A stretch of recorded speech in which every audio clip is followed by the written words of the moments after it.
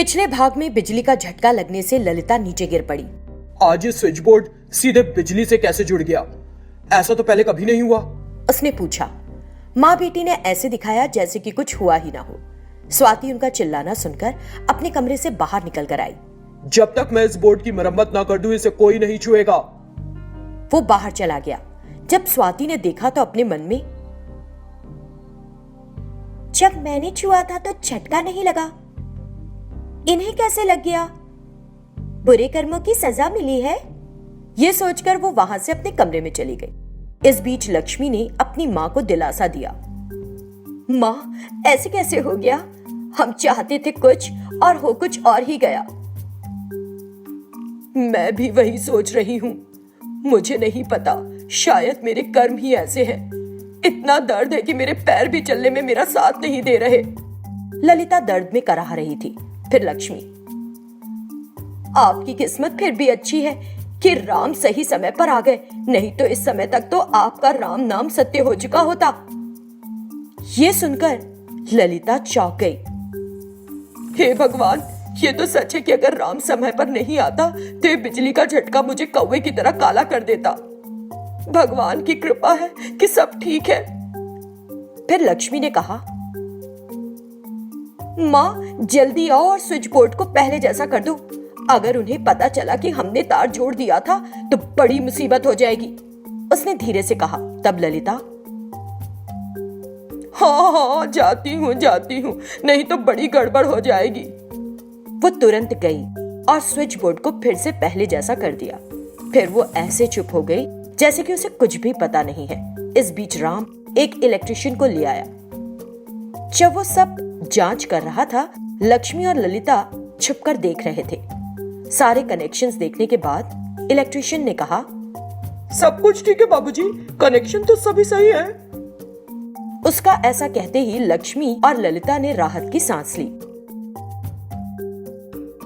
तो फिर मेरी सास को बिजली का झटका कैसे लगा?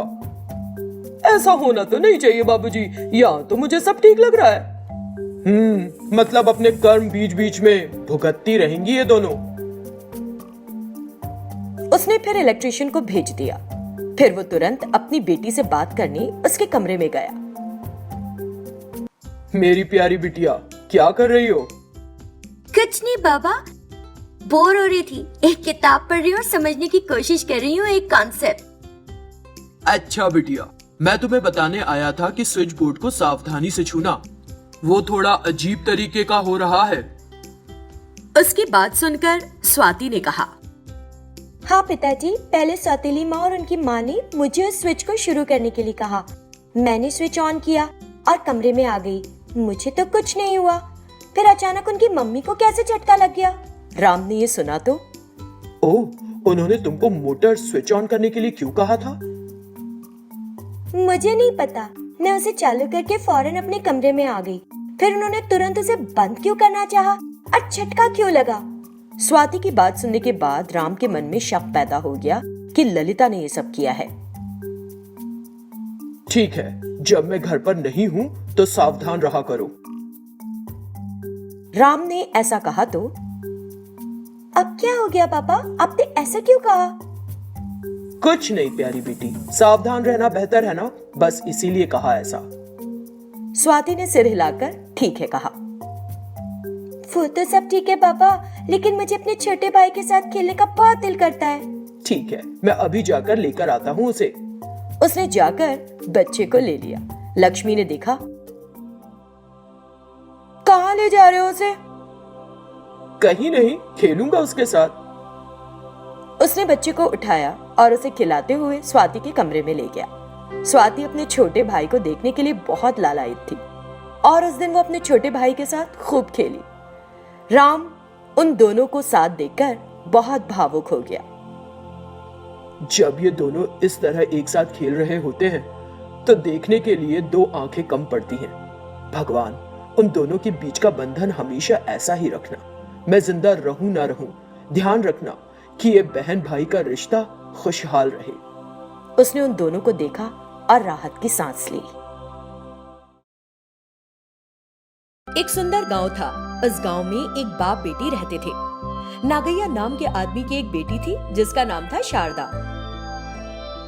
बचपन में ही शारदा की मां की मृत्यु हो जाने के कारण नागैया ने उसे बड़े जतन से पाला था। शारदा की शादी की उम्र हो चुकी थी, इसीलिए नागैया उसकी शादी के लिए खेतों में मजदूरी करके पैसे बचा रहा था। एक दिन नागैया शादी का रिश्ता मिलाने वाले एक आदमी पेरैया के पास गया। अरे नागैया, तुम यहाँ क्यों आए हो? क्या मुझसे कुछ मदद चाहते हो? बताओ क्या कर सकता हूँ। और क्या काम पेरैया, मैं तुमसे अपनी बेटी के लिए अच्छा सा वर ढूंढने के लिए कहने आया था। तुम्हारी बेटी के लिए? देखने में उतनी अच्छी नहीं है वैसे। खैर, ईश्वर ने कोई तो बनाया ही होगा उसके लिए। कोई तस्वीर हो तो दे दो। नागैया को पेरैया की बात बहुत ज्यादा पसंद नहीं आई। यहाँ ये तस्वीर रख लो। ये कहते हुए उसने शारदा का फोटो पेरैया को दे दिया और घर लौट आया। शारदा बेटी, मैंने तुम्हारी तस्वीर पेरैया को दी है। तुम्हारी शादी हो जाए तो मैं भी चैन की सांस लूंगा। लेकिन पापा, मैं अभी शादी नहीं करना चाहती। मैं तुम्हें छोड़कर कहीं नहीं जाऊंगी। अरे, तो क्या सारी उम्र मेरे सिर पर बैठी रहेगी? लोग जो 10 तरह की बातें करेंगे, वे कहेंगे इस आदमी ने अपनी बेटी को घर पर ही बिठा रखा है, उसे उसकी शादी वादी से कोई मतलब नहीं। सब मेरे बारे में गलत बात करें, मुझे बुरा भला कहें। तुम ये चाहती हो क्या? नहीं पापा, मैं ऐसा नहीं चाहती। फिर अब और कुछ मत कहो। जो होगा ईश्वर की मर्जी से ही होगा ना बिटिया। इतना कहकर नागैया अंदर चला गया। कुछ दिनों के बाद पेरैया नागैया के घर आया और बोला, सुनो नागैया, मैंने तुम्हारी बेटी की फोटो कई लोगों को दिखाई। उस फोटो को देखने के बाद सभी ने ना कर दी। इस तरह तो शादी होने की नहीं है। एक लड़का मिला है नागैया, अगर तुम्हें बुरा ना लगे तो आगे बोलूं। हाँ हाँ, बोलो ना पेरैया। एक लड़का है, देखने दाखने में तो अच्छा है, लेकिन बोल नहीं सकता। परिवार अच्छा है नागैया, उसके माता पिता तुम्हारी बेटी को अच्छे से रखेंगे, अगर तुम और तुम्हारी बेटी इसके लिए राजी हो। ठीक है, मैं अपनी बेटी से एक बार पूछकर बताता हूँ। पेरैया ने सिर हिलाया और वहां से चला गया। शारदा ने दीवार के पीछे खड़े होकर उनकी बातचीत सुन ली थी। उसने नागैया से कहा, पापा, मुझे रिश्ता मंजूर है। ठीक है बेटी, जैसा तुम कहो। मैं कोई जबरदस्ती नहीं कर रहा। मुझे पसंद है पापा, मैं कर लूंगी उससे शादी। तुरंत नागैया पेरैया के घर गया और हाँ कहा। ये सुनकर पेरैया भी बहुत खुश हुआ। फिर उन्होंने शादी की तैयारी शुरू कर दी। नागैया बहुत खुश था कि आखिर उसकी बेटी की शादी होने जा रही थी, लेकिन किस्मत में कुछ और ही लिखा था। अरे नागैया, मैंने अपने जीवन में आज तक ऐसी बदकिस्मत लड़की नहीं देखी। क्या हुआ पेरैया, ऐसी बात क्यों निकाल रहे हो मुझसे? पता नहीं किस घड़ी में ये रिश्ता तय हुआ था। उस लड़के की बिजली का झटका लगने से मौत हो गई नागैया। लगता है कि तुम्हारी बेटी की कुंडली में दोष है, इसीलिए इतनी दिक्कतें आ रही हैं उसकी शादी में। अच्छा खासा घर ढूंढा था, मुझे माफ करना। हैरान परेशान पेरैया वहां से चला गया। नागैया जैसे टूट सा गया। हे भगवान, आपने मेरी बेटी की इतनी बुरी किस्मत क्यों लिखी है? इस बीच शारदा ने बाहर आकर कहा, पापा, तुम इतना दुखी क्यों हो रहे हो? मेरी शादी ना हो तो भी ठीक है, मैं हमेशा तुम्हारे साथ रहूंगी। बाबा, मुझे कहीं मत भेजो। बेशर्म लड़की, मुझे अपना चेहरा मत दिखा। जन्म लेते ही अपनी माँ को खा गई, अब क्या जिंदगी भर। पापा, तुम ऐसी बातें क्यों कर रहे हो? क्या ये मेरी गलती है? क्या मैं अपने आप पैदा हो गई? अगर तुम इस तरह कहोगे तो मुझे चुप कौन कराएगा? चली जा, मर जा कहीं जाकर। कैसे मिलेगा मुझे तुझसे छुटकारा? शारदा फूट फूट कर रोने लगी। अगले दिन सुबह नागैया खेत चला गया और शाम में घर लौटा तो उसने शारदा को मरा हुआ पाया। बेटी शारदा, क्या हुआ मेरी बच्ची? शारदा, क्या हुआ? क्या हुआ तुझे? उसके आंसू नहीं रुक रहे थे। फिर उसे शारदा के पास एक पत्र मिला। नागैया उसे पढ़ने लगा। पापा, मुझे माफ कर देना। आपने बचपन से ही मुझे बहुत प्यार से पाला है। मुझे मेरी माँ की कमी कभी नहीं महसूस होने दी। मुझे पता है कि आप मेरी वजह से कितने दुखी हैं। अगर मैं नहीं होती तो आपका जीवन कितना अच्छा होता ना।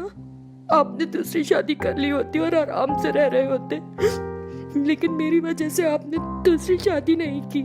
मेरी वजह से माँ की मौत हो गई। मैंने तुम्हें कोई खुशी नहीं दी, इसलिए तुम्हें सच में छोड़कर जा रही हूँ, मुझे माफ कर देना, लेकिन अब अच्छे से रहना। मुझे तुम्हें छोड़कर जाते हुए बहुत तकलीफ हो रही है। मेरी ईश्वर से यही प्रार्थना है कि अगले जन्म में एक अच्छी शक्ल के साथ मुझे तुम्हारी ही बेटी बनाए, तुम्हारी बेटी शारदा। पत्र पढ़ने के बाद नागैया रोने लगा। बेटी शारदा, तुमने ऐसा क्यों किया? मैं गुस्से में आकर चिल्ला दिया था तुम पर। मैंने कभी नहीं सोचा था कि तुम इतना गलत काम कर लोगी बिटिया। अपने पिता को कैसे छोड़ दिया बेटी?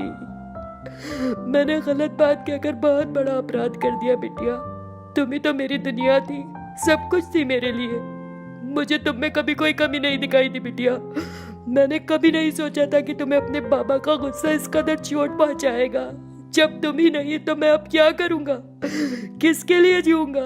नागैया को सदमा लगा और अचानक दौड़ा पड़ने से उसकी मौत हो गई।